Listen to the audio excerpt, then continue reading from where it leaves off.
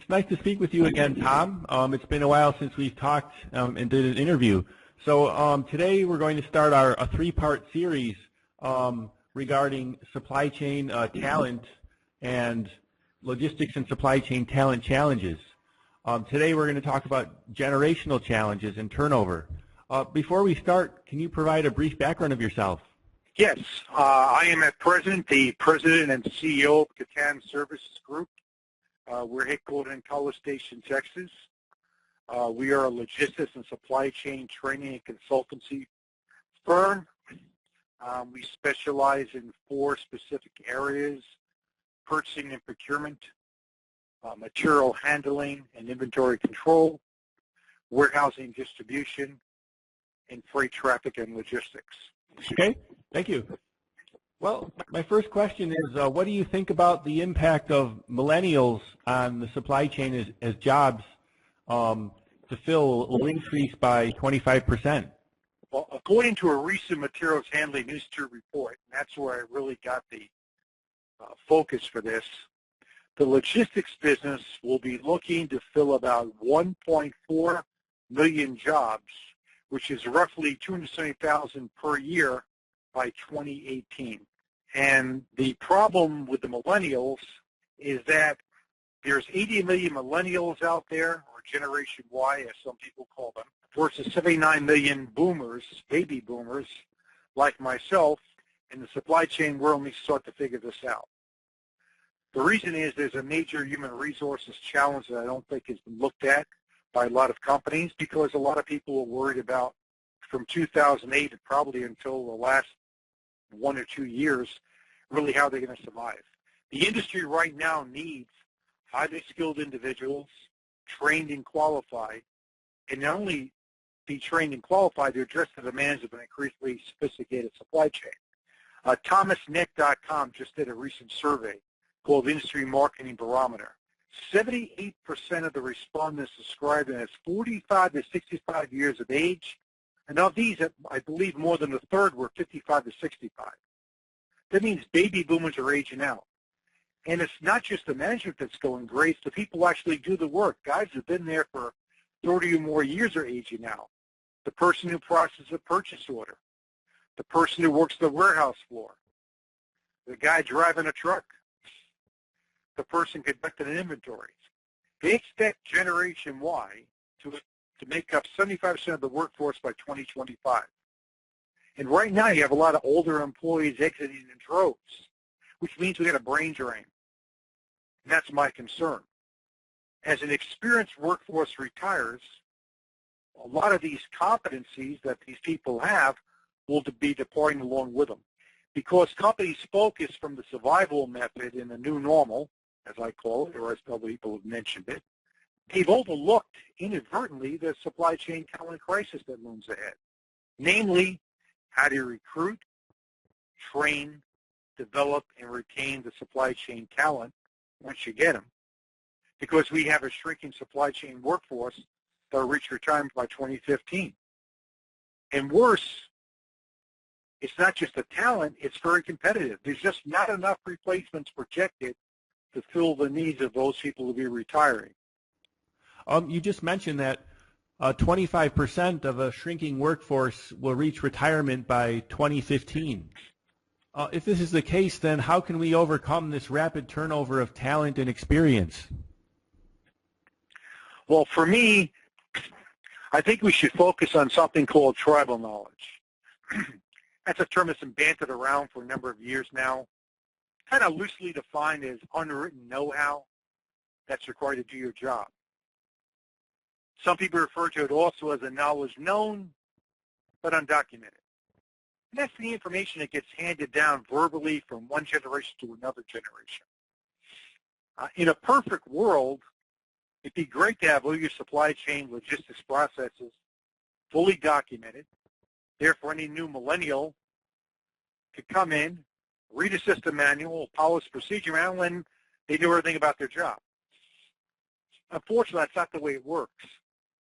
And one of my concerns is I get people in a lot of our training, especially those who are just at the basic level of fundamentals level, and at their company, they're learning how to work the computer system that they have, the enterprise resource planning system, the supply chain execution or management system, but they're not learning process.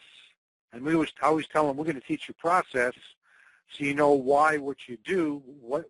So they learn SAT, they learn Oracle, but they're not learning the process necessarily.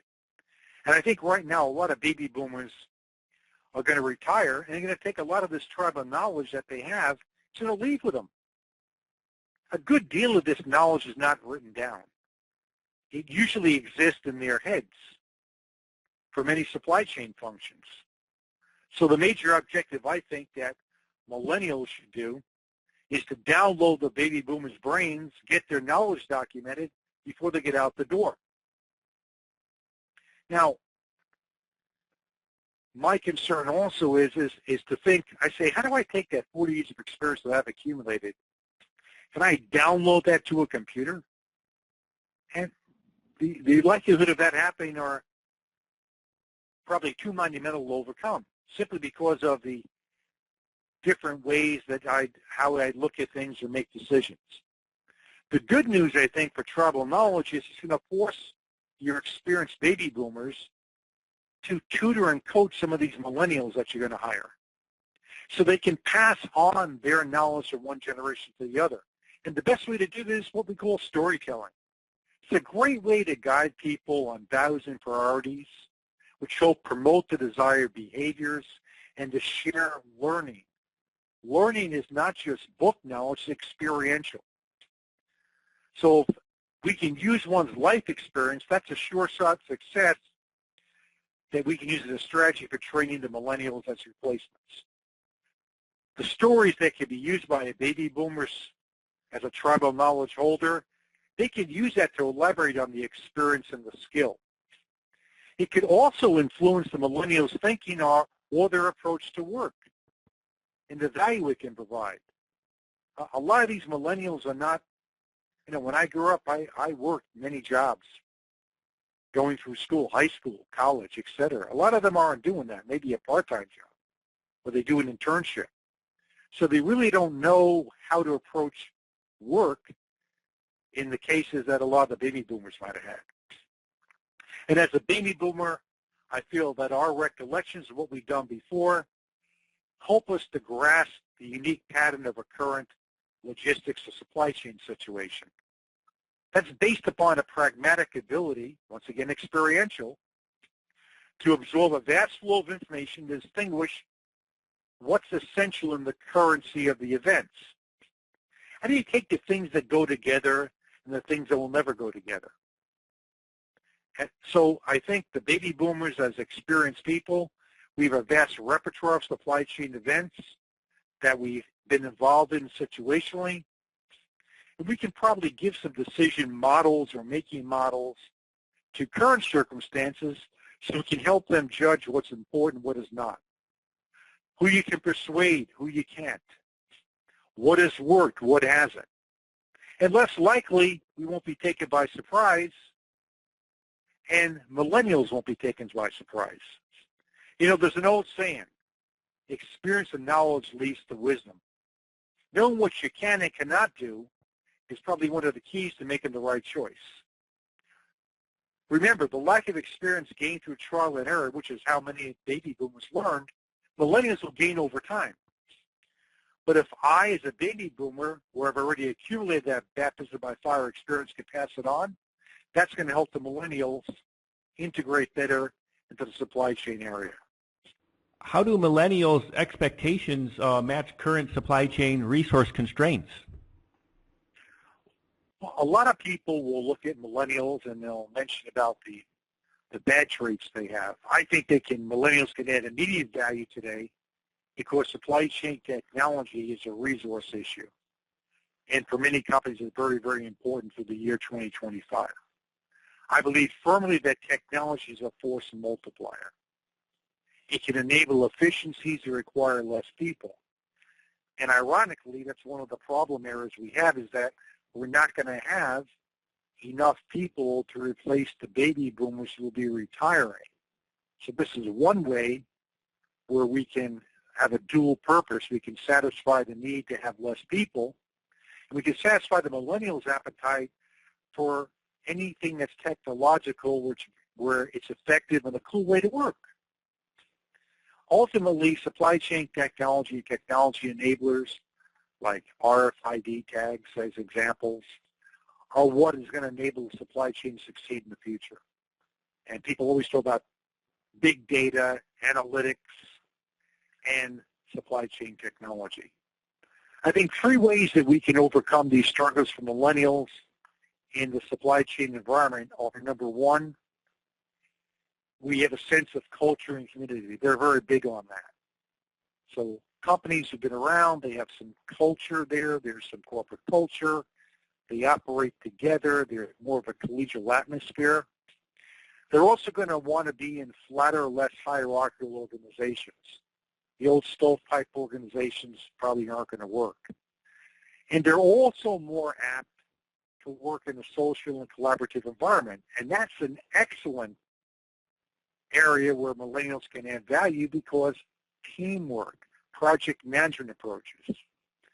I would say it's a very good enrichment process would be to give these millennials the opportunity to work creatively in your company's supply chain by promoting cross-functional logistics projects.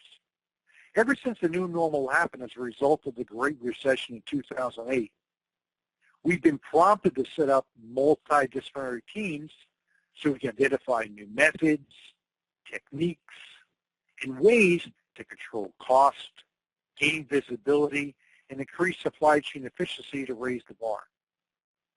The baby boomers have to learn how to work with these novices. And these millennials need to figure out how to work with us graybeards. I think both generations can mutually add value as a team. As described in the book Generations Inc., the Linkster generation, another name for the last phase of the millennials, is the one that just is entering the workforce now. And they get a mindset. It's a technological mindset. They're called linksters because no other generation has ever been so linked to each other into the world through technology. A lot of their struggles are going to be attributed to the youth and their experience. So how can we help?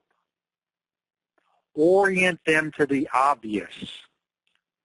Be specific about expectations that may seem obvious to you, but remember, it may not be obvious to them. And last but not least, when we provide them with clear direction and tell them what you expect from them. Thanks, Tom. And so this concludes the first part of our three-part series regarding logistics and supply chain talent challenges.